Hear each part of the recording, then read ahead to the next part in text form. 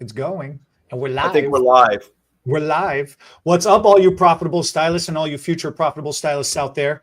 We are talking about the best hair extension methods for different types of natural hair. And different types of natural hair is straight, wavy, curly, natural body, voluminous. Such a word right now, voluminous. And then wavy, curly, kinky, thin, fine, average, normal, thick, coarse, resistant, super healthy, under healthy, over healthy, damaged, compromised, messed up, fried, frizzed, Get and to your first question. Oh my God. yeah, whatever kind of hair you got, we've got a hair extension for you. But wait, there's more. All right, let's start off with the easiest one that everybody talks about a lot and then goes away from, and those are single strands. Single strand hair extensions require the most amount of installation because they're individual strands that got to get placed all throughout your head. They look the most natural overall. They tend to be more expensive than some of the other options out there. Starting off with the most expensive one and then going down to more reusable options, Bernard, would be keratin extensions. So I agree. Extensions, I'm going to ask you this way because I've got it broken down between texture, density, and porosity, right? And for texture, the average mentality is if you have straight hair or curly hair, it's really good. But if you have wavy hair, it's not as good because they think wavy hair separates too much and you can see the bond show through. Whereas with curly hair, because the curls go into each other, it helps hide the bonds. And if your hair is straight, it helps hide the bonds. What do you think of that? Are you saying people with natural wavy hair or this real common curl and ironed wavy hair that everybody's seeming to do the exact same cookie cutter curl wave? That's where the problem was coming up because when I was starting looking into it more, I'm like, what do you mean wavy hair and curly hair? What's the difference? But then that's what happened. Yeah. People who are styling their hair with the beachy waves and everybody's kind of doing the same similar beachy waves style, and it looks really pretty for the balayage and all that other stuff. But then what they're starting to realize is because they keep doing the waves, the beachy waves, the same directions all the time, it's creating a separation point in between. And then you can kind of see the strands. Well, you could kind of see any type of hair extensions, but especially the strands. And then right now, a layered look, a very heavily layered look is trending right now as well, too. They're calling it like the Farrah, which is short for the Farrah Fawcett, which was a version of the butterfly haircut that was trending a season or two ago, where it's very, very short and layered through the top, and then it gets longer and longer and longer through the bottom. So I would say what comes to mind first when you're talking about all that is it's such a nuanced little thing. I think the waves and the fact that people want to finger through it and give a little more separation already. Wow, I've never really thought about this before, but with the individual strands, now I'm going to dive in a little bit deeper and say some individual strands work better than others depending on how they're put in. So eye tips are always going to be too skinny. And even if they're put next to each other, because that's the first solve I'm going to say is that wefts tend to put hair right next to each other all the way through. So it doesn't matter how you style it, it's going to look good down here. But when you go into strands with a keratin tip, a flat bond over a round bond, because a round bond is going to be skinny and then flare out in there. Even if you put them right next to each other, because that's the first solve, right next to each other, bonds are going to create a better wall of hair. But when you round them, they look a lot like an eye tip. And so then there's some separation between the strands, especially if you put space between the strands, that's going to cause a bit of separation and not flow as well. So flat bonds, if it's keratin tips, the cool thing about the O tips, the beaded strands that we do, it's a ring of hair, right? An O ring of hair. And then the tip, the bead is under it, right? So the hair is veiling over the bead and it's kind of flared out even a little more than a flat tip. It can never really be done two different ways. It's just one, and thank goodness it's the better way. So with O-tips and flat bonds, and I don't know if there's any other individual tip that would flare the hair enough that it could look good in that wavy or separated or too thin of hair. So that's the cool thing about keratin tips is you have an option. You can do it two different ways. I-tips, no options. You're going to have them right next to each other as close as you can and thick enough hair to kind of blend in there. And then the O-tips, so that's interesting, huh? O-tips is only the good way. I-tips is only the bad way. And the keratin's right in the middle. It could kind of go either way. You know what's fascinating when I was doing all this research for today is I-tips is not recommended for straight hair, but is recommended for wavy and curly hair because of the function of the way the I-tip has to be installed. Now, all of my research, let me be transparent here. All of my research is from social media. This is not factual anything. This is just common. This is what clients on the message boards are all talking to each other, right? Right. That's interesting. Yeah. So the common theme that I've discovered is that I-tips on straighter hair or natural body hair tend to poke out on straighter hair, but because the hair is wavy or curly, it tends to kind of like get caught in there and hide a little bit better. Ain't that something?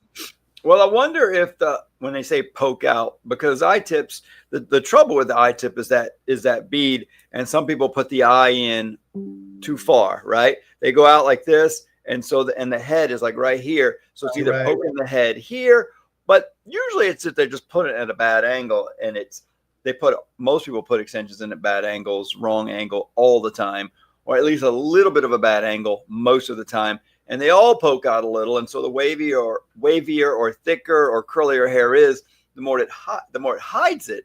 If it's put in correctly, all extensions, if they're pulled at natural fall and done well, should be able to be done in straight, wavy, or curly hair. It's the thickness that should really matter. So that's just a bunch of opinions. And like you said, they're not all right as far as you can't do certain kinds in wavy hair. It's more like if you do the technique correct for the hair you're working on, it should look great. It should look great. Yeah, it's all about placement more than anything. What's your next question? And then I'm going to cover something I heard at a hair show this weekend. Sure. But real quick, shout out to Stella. She says good morning. I didn't go to my comments. Okay. The back and forth a lot about thin hair versus thick hair. And it was kind of weird because with thin hair, people were thinking beaded was better, but then you'd see the replies. They'd be saying, no, beaded for thin hair is the worst. You know, you got to be careful with bonds, but bonds are equally the worst. And I'm like, wait, what? So like everyone's like, yeah, no, it's the worst. So then it got about a mile down the comment sections. And it's like, well, somebody finally said, well, what is the best? Everybody's arguing about what's the worst. Yeah. And then of course, guess which hair extension type got recommended to be the best for thin, fine hair? Tape-ins. I know. What is wrong with these? I mean, maybe my life is over and I'm actually in hell. And this is just gonna, I don't even understand.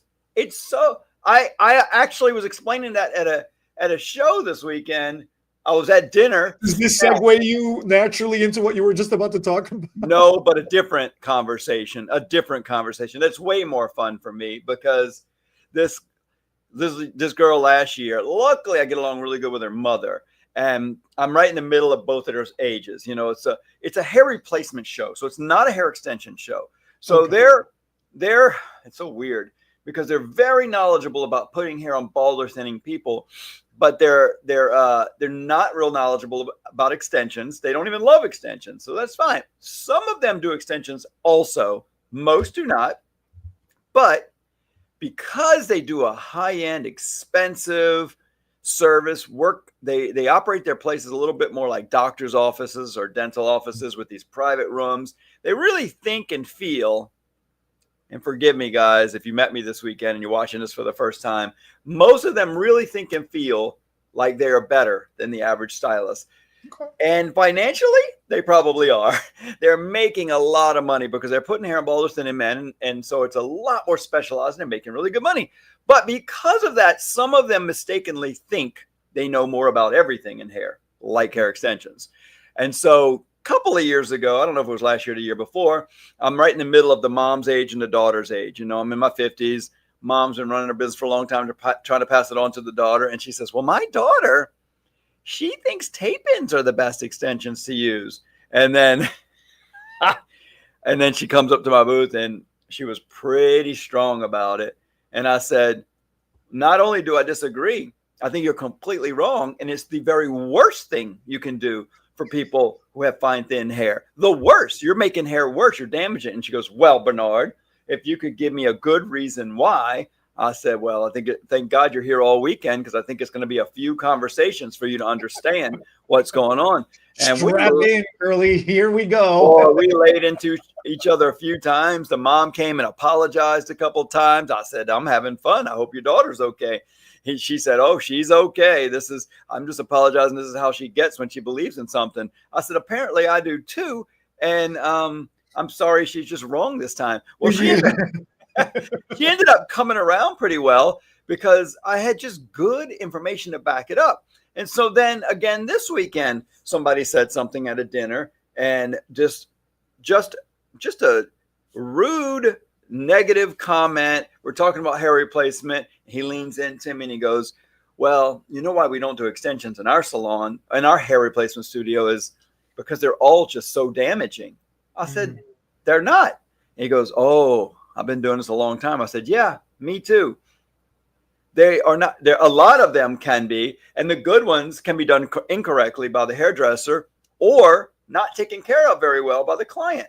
Yes, lots of damage can happen in almost any technique by the wrong hairdresser or client, but there's so many good techniques out there. You can help people with hair extensions so well that it's just sad that people have such a negative idea of what extensions are in general. All extensions are bad. So stupid. It's just such a stupid comment. I know the word all is dangerous to use because not everything all the time or anything all the time is bad. There are some things that are good and some even I will say there's a rare few times when tape-in extensions are okay to use. I would say they're not probably ever the best option. Even when there's an option for them, I could think of a different option that would be just as fast and or better, but they are definitely not the best thing for fine thin hair. That just doesn't even make logical sense. And so I'm just going to go through it since I went through it with somebody this weekend. Well, tape-ins is the next thing coming up, so go for it.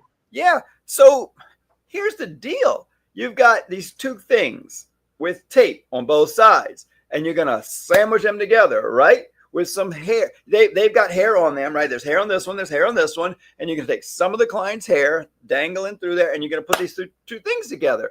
But the weirdest thing that people don't get is if you put enough hair between those two, that would actually support the weight of the extensions that you're putting in. Lay down, boy. Where are you going? Casper, you know we just stay here till the end of the video. He's ready to go. Lay down, boy. And so if you've got these two pieces with tape and you put enough hair in between and stick it together, it won't even stick together because there's too much hair. So the thing is, you've got to put a few enough strands that you can see between the strands where you have tape between the strands, because you need some tape from this side to stick to some of the tape from that side. So when you stick them together, they stick. And when they stick together, they stay in. So inherently, you have to have too few strands to support the weight because you need tape to stick to tape. So it's just the only way these will work is if you have thick, coarse hair, super strong strands where one strand can support the weight of 15 or 20 strands with the extensions. So that's why I don't get why people can think. That's why I don't get why people can think that tape-ins can be okay. I'm so sorry. Casper is not doing well here. He must have eaten something he shouldn't have.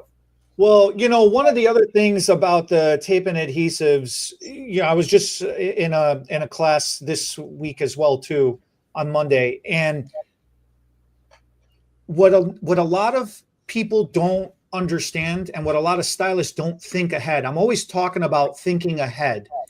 When you have the tape adhesive, okay, fine, you put it in the first time, and everybody's always talking about the first time it's put in, but not enough people talk about what happens when you fast forward for the retouch, for the next appointment, for the next time somebody's come in. Adhesive is good in the beginning. When you start washing it, putting product over it, when you start layering it with styling, you heat it up. When you're blow drying, the flat ironing, you go below it, but heat travels up. All of these things is reactivating that adhesive and making it soft again. Then it's getting hard again. Then it's getting soft again. Then it's getting hard again. That adhesive, that's what they refer to as gumming up, because it's expanding and then it's contracting. It's expanding and contracting. The hair that it's attached to is an absorbent material. We're always talking about hair being like a fabric. Okay. So when you come back to get it removed and you're peeling off that adhesive, some of that residual is now half of the residual comes off on the original strip, and then the other half of it is still onto the hair.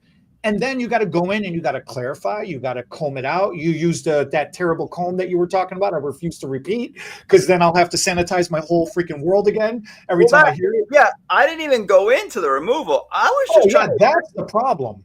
I was trying to be very nice to tape ins and say that the going in is super fast. I get the attraction. Yeah, I get it. Super simple, super fast. And so the first time putting them in, it's like, oh my God, look how fast. I'm not even a hairdresser. I ordered this on Amazon and I can do my friend's hair. Why would a hairdresser ever do that when it's that freaking simple? It's like highlights. It's like most hairdressers don't do cap highlights because they say, oh, well, they could just go to the drugstore and buy a cap and do their own highlights. Why would you want to do something they can do at home? Exactly. Don't do tape ins. It's the same doggone thing. I want to curse. So go ahead. If you've got, I can agree. If I have to say anything for it, I can agree on straight hair. I cannot agree on an S-wave pattern. I cannot agree on a curly hair. It's just not gonna work. The way the natural hair wants to fall in position and the direction it wants to go in. I don't think curls matter so much in my world. Because actually I think that they work a little bit like a weft in a lot of ways. You can put tape ins in and they can resemble wefts if you put them right next to each other. I would trust a weft more than I would trust an adhesive. Well, I know, I get it. But it's a personal opinion, I guess. I'll say it that way. Well, the thing about tape ins, I'll say it again, I've said it in other videos, is that if you're on, I could imagine if I was on set and I had to, the best example for me is a Victoria's Secret runway model, but not just them. Any runway where you got a bunch of girls that need thicker and or longer and thicker, like a girl we used to sell to in, God, I forget what state it was, but she did like the local dancers for a basketball team. I don't know if it was the dancers or the cheerleaders. I think it was the dance team. Oh, the cheerleader squad. Yeah. Yeah, and so there was a bunch of girls needing a lot of hair really quick for the day. Now, with her, she could do them days ahead of time, but putting hair in with tape is literally the fastest, easiest technique you can do. It really is. And I mean, our beaded wefts are pretty freaking fast, but probably not quite as fast as tape in. All the problems come in, like you just said. We're not living in a today world where just today matters. Like we're on a movie set and all that matters is we make a film that looks like they've been around for weeks and months and years, but it all happened today. And that's all we need the hair to stay in for is today and a few days during the set or the shoot, even weeks. The tape ins will stay in for weeks and look good, but it's not going to work long-term and be as practical because designed for that. It got turned into that, but it was never designed for that. That was the whole thing. So the removal being that glue. The Charlotte cheerleaders, the basketball team. Oh, is that what it was? The Charlotte cheerleaders. And they look great. They look great. And the girl that did them, she was good at doing it, good at cutting and styling. But there was a time when that was the best, fastest technique out there until the on-stage weft came along. Why do anything else now? So again, I guess we're going to get into wefts at some point because I'm going to probably jump ahead. He's about to. Are we done with tape ends? Because all I'm saying is it's the removal and the redo of them that's just so miserable. I am happy to report that the running theme was if the hair is damaged, don't use tape. And if the hair is healthy, then do use tape. So at least I got that part of it right. You know, going into wefts, you know, you've got the hand-tied weft, you've got machine wefts, and there seemed to be a differentiation between the two, which was nice to see that. People were recognizing now that there is a difference between the two. And similarly, though, it seemed to be... Say again? A differentiation between what two? Hand-tied. Not the technique of installation, the way it's built. A handmade weft versus a machine-made weft. Okay. And what were they saying was better?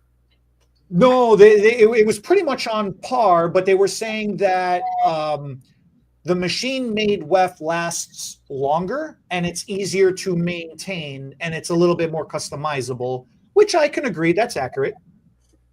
Yeah. And then as far as installation technique goes, then that's where it started separating and it started getting all over the place, you know? So before we go any further, the thing I was going to say earlier about the show this weekend was a girl came up to me and said, okay, so I don't do a lot of extensions. I'm getting ready to get started with yours. And I've got a girl with very bleached, fried hair.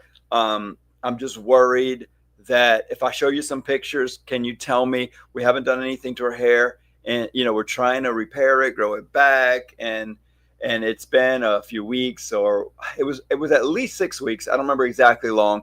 And I said, how long? I said, if it's been at least 6 weeks and you've done nothing, she can absolutely wear extensions.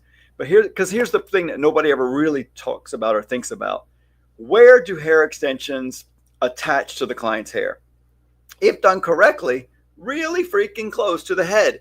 So none of the mid-strand or ends actually matter. And that's what I guess people don't logically think of. They see this mess on the head and they're like, ooh, maybe you should wait a little longer till your hair looks better. No, that's the whole point. They're here. We need to add more hair so they have less broken, uneven, all kind of stuff everywhere.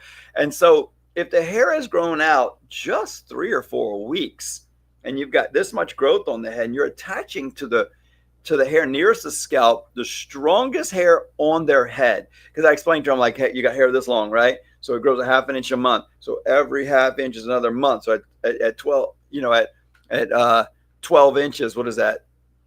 I didn't do the math right. Every half an inch is a month. So, yeah. So the months are going by. So forget about the exact numbers. Let's just say that hair on the ends could be a year, year and a half, 6 months, year and a half, 2 years old. Sure, if we were hooking extensions to this hair that's been around for a year and a half, a year, or even 6 months, we might have a problem. But we're connecting it to where the hair's been around for a month or two.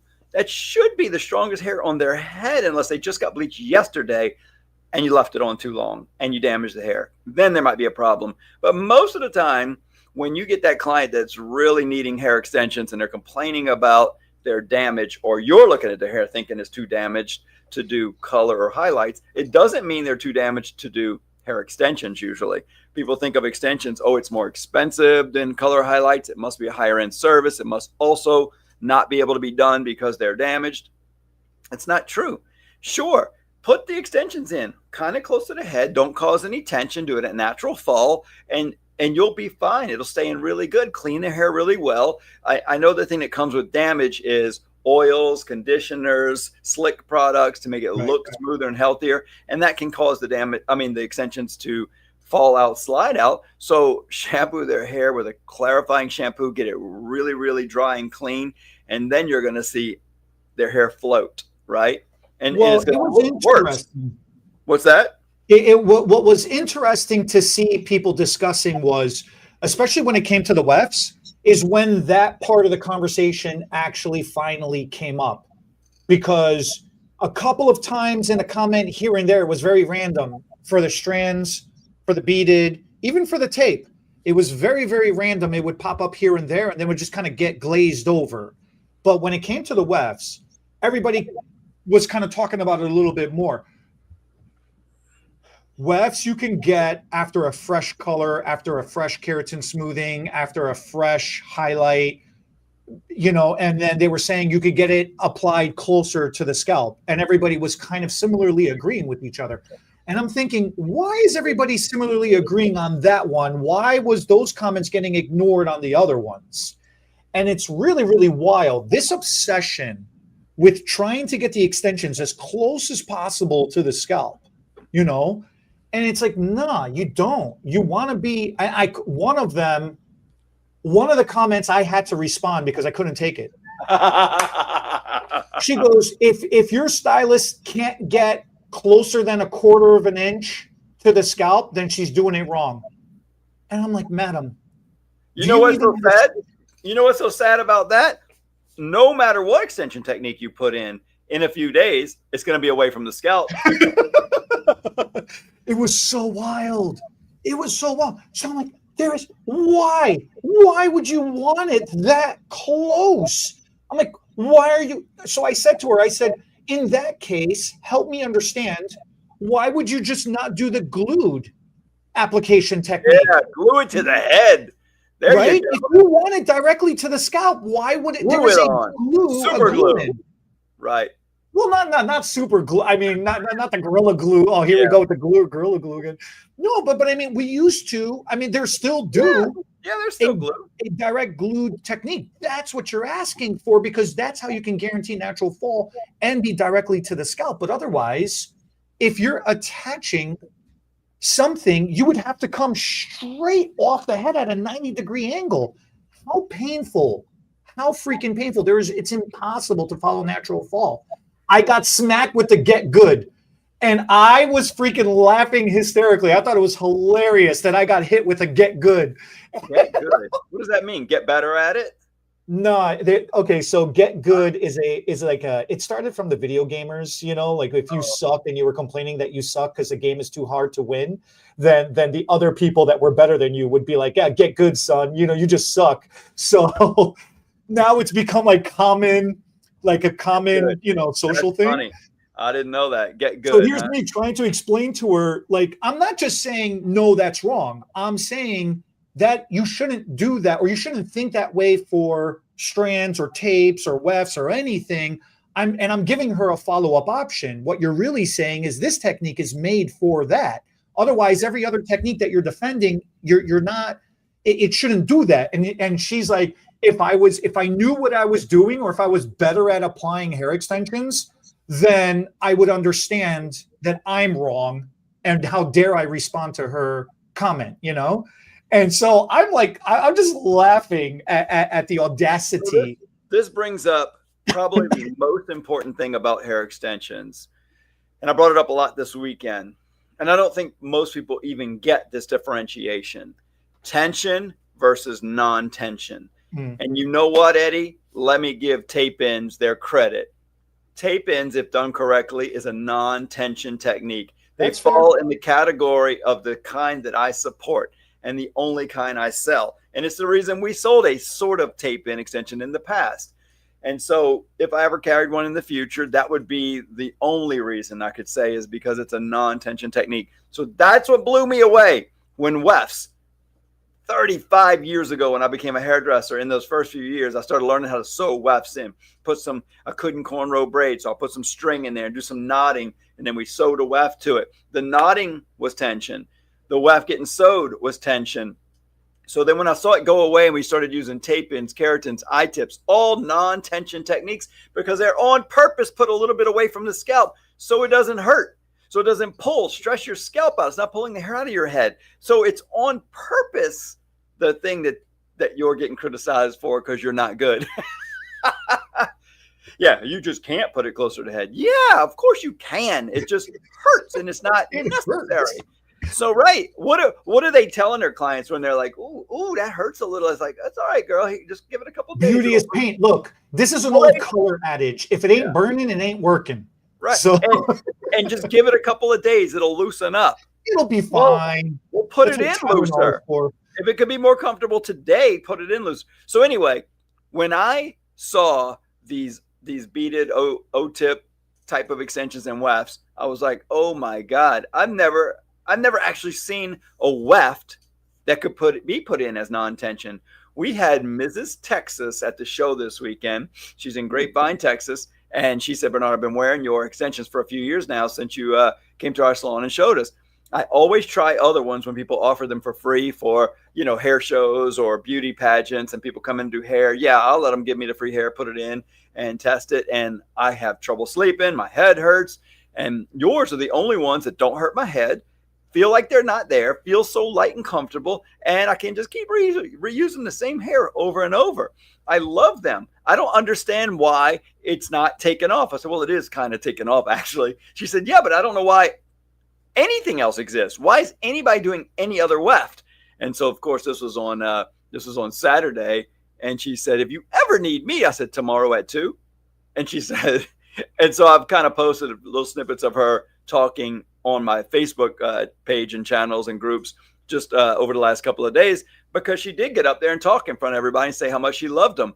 But that's the thing that blows me away, is people aren't quite understanding that we went from sewing and tying wefts in many years ago, and then better things came along. Yeah. So you can imagine about 10 years ago when hand tied, as they call it, wefts came on the scene. I was like, are we going backwards? What is going on here? I started watching real close. And that's when I realized, oh, somebody is still tying wefts in, and they just found a different way to do it by using some more modern things that have come into our field, which is the bead. The bead came into our field for eye tips. And so they were like, oh, if I put the beads on the head first, maybe run a string between them, I could sew the weft to the bead and I don't have to know how to do the cornrow braid. Well, sure, it's not a terrible idea, but it's still tension. So I thought, I just don't like putting a weft in because it's tension. I'd rather take the extra time and put individual strands in. And that's why some Great Lengths users just will not leave Great Lengths, because the individual strands look so much better most of the time. They're so much more comfortable because they're away from the head. And so I get why they're so comfortable. So when I saw this beaded weft, and I was like, oh my God, beads to hold a weft in, then actually you can put it against the scalp if you want to. But if you could put it in just the slightest bit away from the scalp, it's so often that people say, I can't even feel them. Oh my God. With the on-stage weft in particular, even the strands, because the attachment area that holds the hair and because of where the bead goes, they're two separate, they're not combined, you physically cannot go close enough to the head anyways, regardless. Right. They're always going to be a natural fall. You can put them right against the head and you still have a little bit of cushion just because of the way they're designed. Now, we just got, here's my last topic, and we just got this comment asking the same question as well, too. When you're doing hair extensions, do you do chemical services before or after the hair extensions? And this was something that was trending very heavily on socials as well, too. And I thought that was very interesting because, to me, I think it's a universal answer across the board. I don't care what method or technique or what type of hair extensions you're using, but it was fascinating that some people thought certain extensions you should do color or smoothing treatment or perm before extensions, and then other people thought it's easier to do it after. Well, let me cover a little of middle ground here, because I've been following that guy we tagged a while back, the blonde-headed guy. I forgot where he is, but he's doing a keratin tip type of extension, and he's doing a lot of color and highlights and saying people say you can't do it while it's in, but look, I do. Some people say just do a partial, just do the top section, hairline. Don't put highlights where the extensions are. But if you're slow and careful and meticulous, you can put extensions in, or do highlights around extensions. You just got to get between them. Don't get caught up in them. And I appreciate him saying and trying and pushing the envelope a little bit with the rules, saying you can get in there. You can get in there and do a full highlight without upsetting the lady and not doing her whole service. But the reason is because keratin bonds take so long to take out and so long to put back in and stay in for much longer than most techniques. And all of those things I say are facts. Some are good, some are not so good, but the fact is they stay in a long time. That's great. So they outlast most extensions. So because they're lasting so long, you technically have to get some color services while they're in. Now, I know we're talking about in the beginning and when you take them out. Of course, we'd all like to color or highlight, or we should when the extensions are not in. But I want to talk about some of the reasons people might think you should do it while they're in. Some people haven't matched the color correctly, and they're thinking, I need to pull all this together. And so if you're trying to pull this all together, I get it. You're thinking, but don't think like that, because the extensions have already been highly lifted usually, and then deposited on. So they're going to take color. They're not going to take lightener, first of all, very well.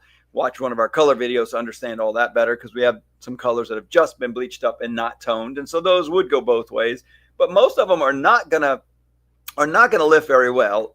And so don't even try. And if you color them darker, they're going to take color faster because they're double processed already, and your client might not be. So they're going to take color at different rates. So you kind of have to do them separately if you're trying to get the color or highlight on the actual extension. But the big difference here, Eddie, is that with on-stage extensions, and I know I favor them a lot, and that's why I sell them, is because I like them. I don't favor them because I sell them and I'm like, ooh, I want to push this so I can make more money. Because no, I didn't even want to carry them at first. And then after I got a chance to try them and see them, I was like, oh my God, over 20 years since I've seen something new in the hair industry. Sometimes you get a little disappointed in your industry and you're like, come on guys, when are we going to invent another thing like the blow dryer? Can you imagine somebody invented the freaking blow dryer and people didn't like it at first? Like, why would we want to work so hard when we can just put her under that machine that just blows by itself? And now we're like, you can curl hair, straighten hair. Right. I mean, get so much volume. So the blow dryer is in every single home, every single hotel. And so when you have an invention like that and a couple other along the way, and then you're in the industry most of your life and nothing new has come up. They put new names on stupid stuff. And you're like, oh, I've seen that. Oh, the flat iron got a little wider. Oh, it got a little skinnier. Oh, it got a little shorter. I mean, the flat iron was new at some point and was amazing. But with extensions, I did extensions. So for like close to 35 years, I had not seen anything new. You know, it was just like, it was a little disappointing. It all came, I say 35. In the first 10 years, a few new things came out. You know, the keratin bomb was a new individual strand, and then you had the tape-ins come out, and then you had the I-tips come out. And so I should say like close to 25 years, there was nothing new. So when these on stage came out with a strand and a weft, it was truly interesting. It was like, oh, wow, a non-tension weft. That's really weird. It took me a minute to get my head wrapped around. But the point is that the weft and the strands go in so freaking fast and come out so freaking fast, you would never need to do color at the same time.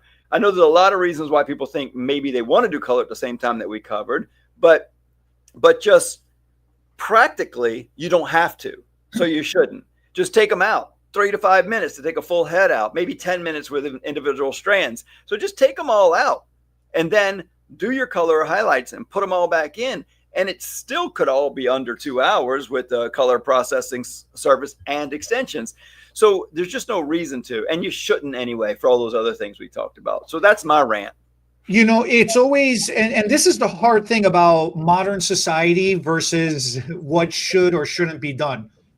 It's always been the thing where you should do color service, wait 2 weeks on a color service, wait 30 days on a harsher chemical service, whether it's a relaxer, whether it's a perm, whether it's a keratin smoothing treatment, and then do the extensions after that fact. And the reason why we've always recommended it that way is because a color service, a perm, any kind of chemical service of any time, any kind, even a keratin smoothing treatment, the idea is to seal, smooth, and lock down the cuticle for maximum shine protection, enhancement, all the good stuff that all of those services provide. When you apply hair extensions to such a flat, clean, smooth surface, the ability for it to stick properly isn't there. So the result is you're running the risk of the extension attachment area sliding off prematurely. That's the reason why we don't recommend it.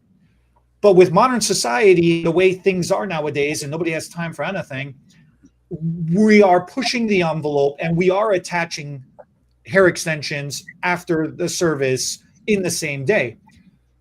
So then under those conditions, you should do hair color first and then do the hair extensions after, especially with hair color. And the reason why I say especially with hair color, if you are going to push it and do it all in the same day, is because if you do the hair extensions first, I understand the mentality. You're like, oh, the cuticle is still open, it's still roughed up, I can put the extensions, it attaches perfectly, I color over it, locks everything in. Yeah, sure. But now you had outgrowth and you attach the hair extensions to that outgrowth area. It grows out. You come back in. Fast forward, you take them out. And when you take them out, now all of a sudden you got this checkerboard going on because that's where the outgrowth was. And now there is a skip line. There's a lot, or how you call holiday, the technical holidays. That's what some people call line of demarcation. There's a line of demarcation where you had originally attached it and then gone over and colored it, right? So the idea is color first,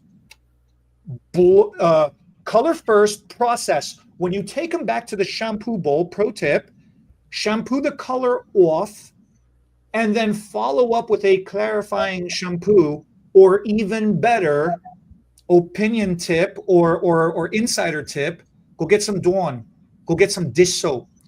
And yes, you are going to rough up your hair color a little bit, but you're not roughing it up enough where in the grand scheme of things, you're going to go off tone, but you will rough up the cuticle enough where now you're going to raise and chelate that cuticle, and the extensions are going to be able to grab much, much, much better. Do not condition. Do not leave in conditioner. Be very gentle and mindful as you're rinsing out so you keep all the hair nice and smooth and steady. So when you go back to the shampoo bowl, since you ain't got conditioner in there, you can comb them out nice.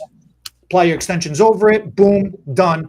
You fast forward. You need to touch up in between after that. Everything is even when you go to take them out eventually. You won't have them lines of demarcations in there. So Brendan just told me a few weeks ago, I saw him comment on here. He said, because usually, he takes a row out, puts them in, takes a row out, puts them in. And he said, yeah, Dad, today I'm taking them all out because she needs color. I said, so you don't do it? He goes, I've tried it both ways. I've done it with them all in, with them all out. And then if I do color a couple times while it's in, then I take them all out. That bead will squeeze out where color should go. And she'll have like polka dots of gray or a different color hair too far down the shaft. And then I've got to do too much overlapping to get it, because you can't just go picking out just a spot where the beads are on a bunch of random areas that are all grown out of different grades. Yeah. So he said, so when I do color, I just rather do it with the extensions out, because that bead's going to not let the color penetrate where it is. I imagine keratin's going to be very similar also. Yes. The keratin's not. It's going to squeeze out the color where you're putting it, and you might have attached to a gray hair area depending on when you did it. So to me, it's better to have the hair colored and done, so then you're attaching to colored hair, so that as they grow out, maybe you can do a root touch up while the extensions are in if you keep it off the extensions, and that's fine. But if you're going to be doing all over, you really want those extensions out the way to make sure you're not blocking out color from where they might needed color, or need color in the future. So yeah, there's a lot to think about there. There's no one right way to do it. We all do it different ways, and it's fine. We're just giving you our good and horrible experience. We've learned. I've gotten good. Thank you very much. Yeah. Ask me why. I say, you'll never want to do this. Right. Don't try this at home, kids. Yeah. Well, I got to run. All right. I've got a sick puppy dog. I don't know why he's not doing too well. He heard me. Well, that closes us off anyway, so perfect timing. That's our tips. That's our tricks. That's our advices. Thank you all for watching. Thank you for the questions in the comments. He's so adorable. Let us know. They cut his hair too short. We brought him to the groomer, and they cut his hair too short on his head. So he's embarrassed. Go take take care of him. Thank you all for watching, everybody. We'll catch you all next week. Bye, guys.